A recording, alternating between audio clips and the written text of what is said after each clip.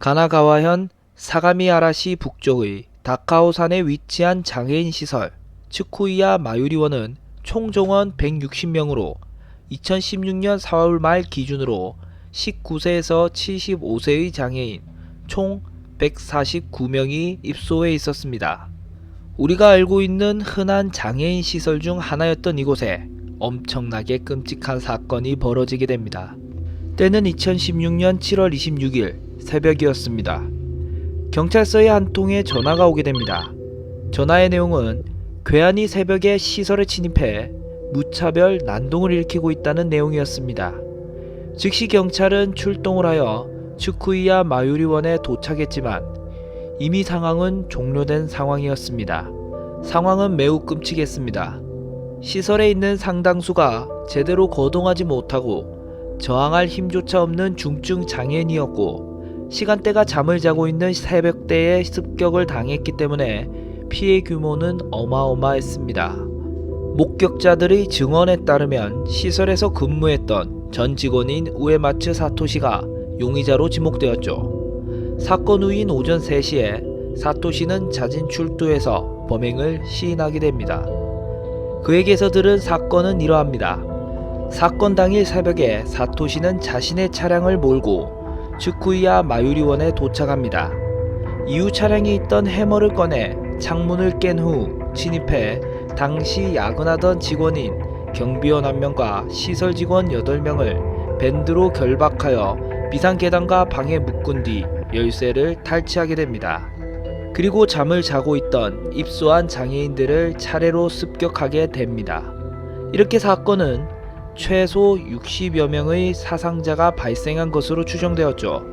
일본에서 유명했던 도쿄 지하철 살인가스 살포 사건보다 더 많은 사망자 수가 발생한 것이었죠. 그는 의도적으로 중증 장애인들만 노렸습니다. 시설에는 경증 장애인도 있었으나 단 한 명도 건들지 않았다고 하죠. 그러면 도대체 사토시는 왜 이러한 끔찍한 사건을 일으키게 된 것일까요?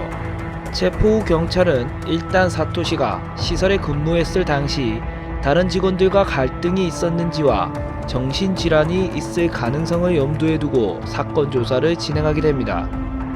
직원들의 말에 따르면 평소에 종종 장애인이 모두 없어졌으면 좋겠다, 중증 장애인을 구원하겠다 등의 헛소리들을 했다고 전해지죠. 그는 원래 운수 관련 업종에서 근무했다가 2012년 12월 츠쿠이야 마유리원으로 옮겨와 일을 하게 되었다고 하죠. 원래는 비상근 직원이었으나 2013년 4월 상근직으로 전환되어 근무하다가 2016년 2월 19일에 장애인을 폭행한 이유로 해고를 당하게 됩니다. 해고되기 며칠 전 2016년 2월 14일 그는 도쿄의 중의원 의장 공관에 찾아가 한 편지를 전달하려고 했다고 하죠. 당시 경비를 맡은 경찰관에게 저지당해서 전달하지 못했지만 다음날 다시 공관을 찾아가 편지를 전달했습니다. 그 편지의 내용은 상식적이지 않은 발언이란 것은 물론 잘 알고 있습니다. 그러나 보호자의 비친 표정, 시설에서 근무하는 직원의 생기가 결여된 눈동자, 인간이 아닌 동물로 생활하고 있는 장애인, 휠체어에 평생 묶어있는 불쌍한 환자, 보호자로부터 버려진 상태에 있는 것도 드문 일은 아닙니다. 내 목표는 중복 장애인이 가정에서 생활이나 사회활동이 극히 곤란한 경우 보호자의 동의를 얻어 안락사시킬 수 있는 세계입니다. 이 글만 본다면 자신의 경험담과 안타까움을 담은 나름의 자신이 생각한 해결책을 제시하는 모습도 보여주었지만 뒤에 적혀있는 끝내는 작전 내용이라는 글을 통해보면 두 개의 시설에서 260명을 말살한 후 자수합니다. 작전을 실행하는 것에 있어 몇 가지 요구가 있습니다. 체포 후 감금은 최장 2년까지로 그 후 자유스러운 인생을 보내게 해주세요. 심신상실로 인한 무죄, 새로운 이름과 본적, 운전면허증 등 생활에 필요한 서류, 미용성형, 금전적 지원 5억엔 정도를 확약해 주시면 좋겠다고 생각하고 있습니다. 라고 적혀 있었습니다.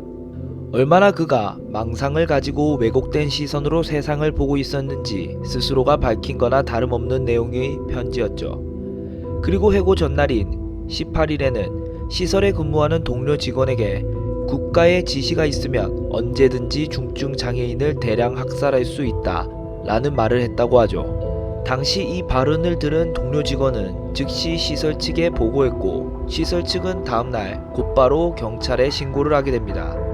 경찰은 사토시를 체포 후 소변 및 혈액 검사를 하게 되는데 대마초 양성 반응이 나왔다고 합니다.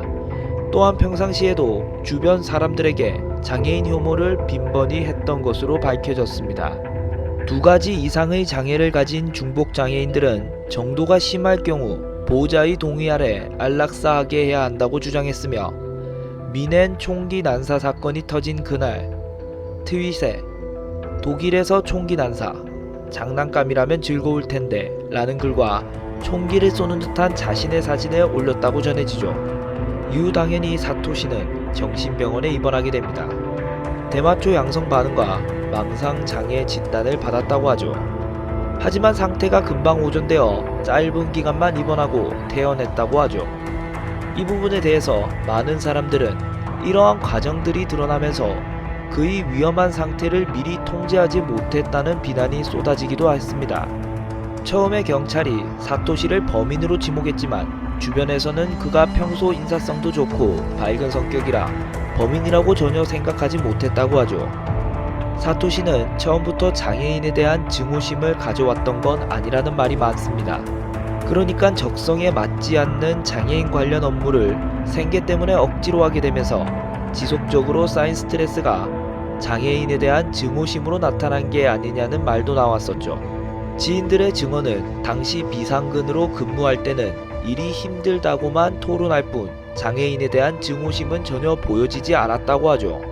그러다가 상근으로 정한된 지 1년 이후부터 그런 증오심이 보이기 시작했다고 합니다. 사건 이후 사토시의 압수품에서 마리화나 양성 반응이 나오기도 했습니다. 전에 정신병원에 입원 후 퇴원하고 난 뒤에도 지속적으로 복용했던 것이었죠. 당시 유명했던 사진으로 호송 중에 취재진들에게 섬뜩한 미소를 짓기도 했습니다. 이 사건이 여러 방송사에 집중 보도되면서 사건을 접한 일본인들은 경악을 금치 못하였다고 하죠. 언론들은 흉기가 사용된 살인 사건으로는 2차 대전 이후 최악이라고 평했다고 하죠. 특히 저항할 능력이 없는 중증 장애인을 상대로 한 잔혹한 범죄였기 때문에 분노하는 목소리가 더욱 높았습니다. 한편 범인인 사토시의 얼굴과 신상이 공개되었는데 하필 저렇게 웃고 있는 사진이 공개되었고, 이후 검찰에 송치되는 과정에서도 또다시 카메라를 보고 환하게 웃는 모습을 보여주었는데, 이러한 인간 말종을 넘어선 모습에 일본 사회를 다시금 충격에 빠뜨리기도 했죠. 이 사건은 이후 트윗에서 여러 의견들이 공방을 이루죠. 그중 하나는 어떻게 남자 한 명이 여러 명의 중증 장애인들을 향해 흉기 난동을 벌였는데도 경비원이나 직원들은 중간에서 그 행위를 막지 못하고 한 명에게 오히려 속박을 당했는가였는데, 이 의견에 대해서 반응은 매우 부정적이었죠. 장애인 시설 직원들이 무슨 정예 전투 요원인 줄 아느냐, 또는 이런 시설에 상주하는 직원들은 청년층보다는 40대 이상의 고령자층이 많다. 야근하는 직원 1인당 담당하는 입소자가 거의 30여 명에 달하는 등 종사자들의 열악한 근무 여건을 근거로 어떻게 그런 상황을 막을 수가 있었겠느냐라는 반응들이 있습니다. 이후 15번의 공판을 거쳐 2020년 2월 17일 검사는 사형을 구형하게 됩니다. 그리고 2020년 3월 16일에 열린 판결 공판에서 법원은 사토시에게 사형 판결을 명했습니다. 패정선언 직후 거수하여 재판장에게 발언 기회를 요구했지만 인정되지 않았고, 이후 인터뷰에서 세계 평화를 위해 마리화나가 필요하다. 중증 장애인의 가족은 힘들어한다.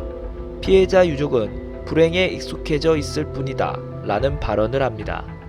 그리고 사형할 만한 죄라고는 생각하지 않지만 항소는 하지 않겠다. 변호인이 항소해도 스스로 치하할 것이라고 말했지만 2020년 3월 27일자로 판결에 불복해 도쿄 고등법원에 항소하지만 사토시가 취하하여 사형이 확정되었죠. 사토시는 가족과 변호사를 제외한 외부의 사람과의 접견을 금지당했고 2020년 4월 7일에 요코하마 구치소에서 사형 집행 설비를 보유한 도쿄 구치소로 이송되어 감금 중에 있습니다.